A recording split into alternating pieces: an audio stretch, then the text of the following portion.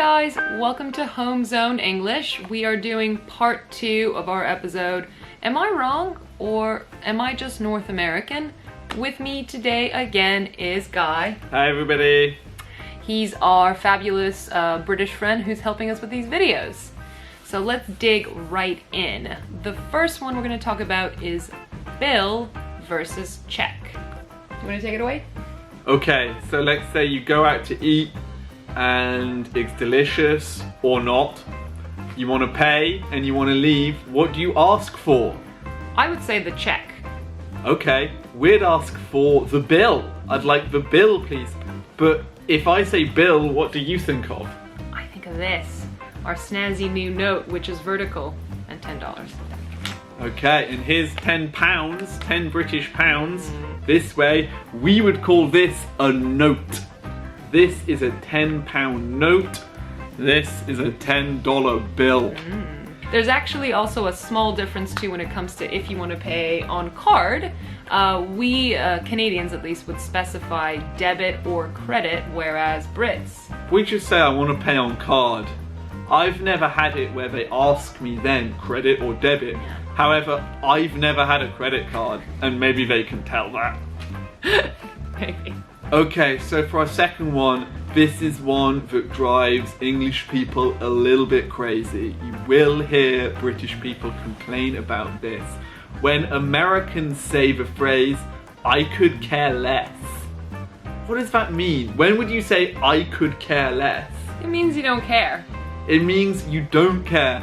So the phrase in British is, I couldn't care less. You care so little, it's not possible for you to care any less. I couldn't care less. But for some reason, when Americans say it, the not goes. Yeah. So you say, I could care less, which to me as a British person sounds like, so you do care a bit, because it's possible for you to care less. So it's quite weird for us. However, we just have to get over it. For whatever reason, Americans just don't say that one correctly. Yeah, you do.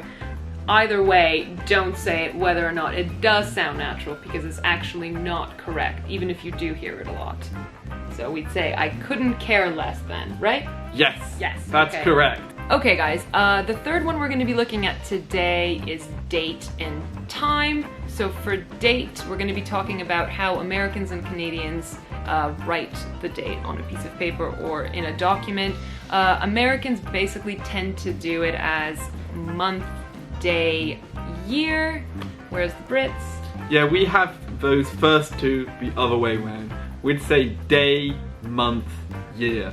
So just in numbers, say if I put 11/4/20, that means the 11th of April 2020.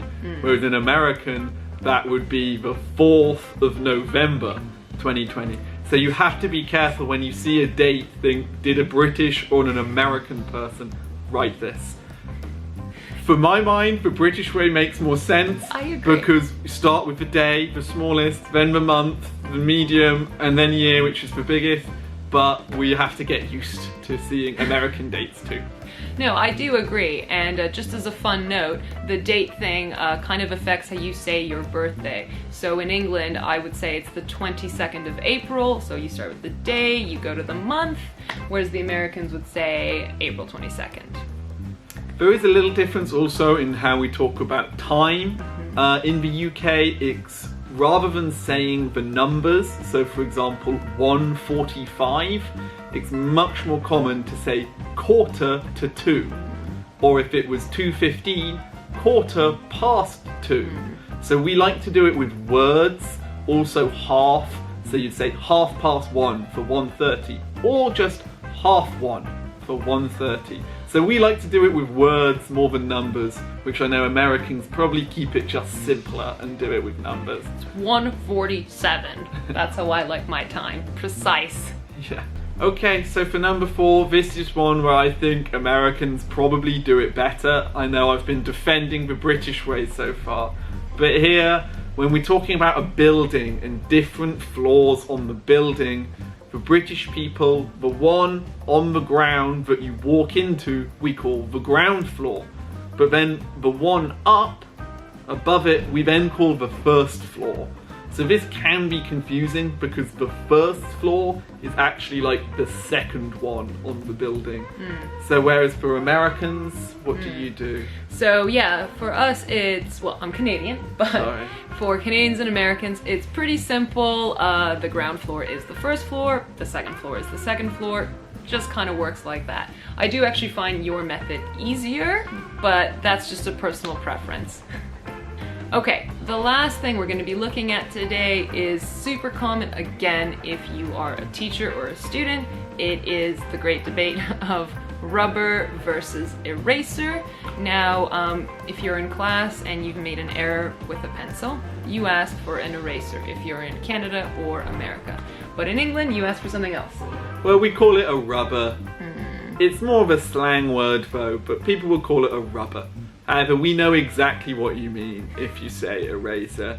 And that goes for all of these things I think we've covered in these two videos. Yes. British and American people like to argue about the right way to speak English.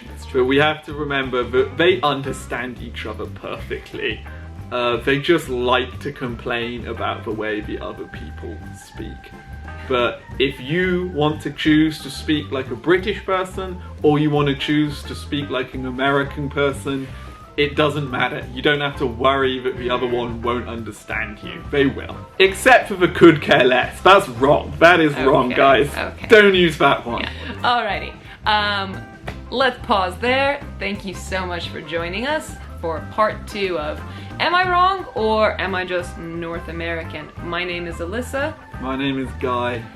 Thank you so much for watching. If Thank you liked you. the video, press the like button, the subscribe button, go into the comments, leave us a suggestion, leave us a note if you want to see us do something else next week. Other than that, I hope you guys have a lovely week and you stay safe and happy holidays. Bye everybody. Bye. Bye. Bye-bye.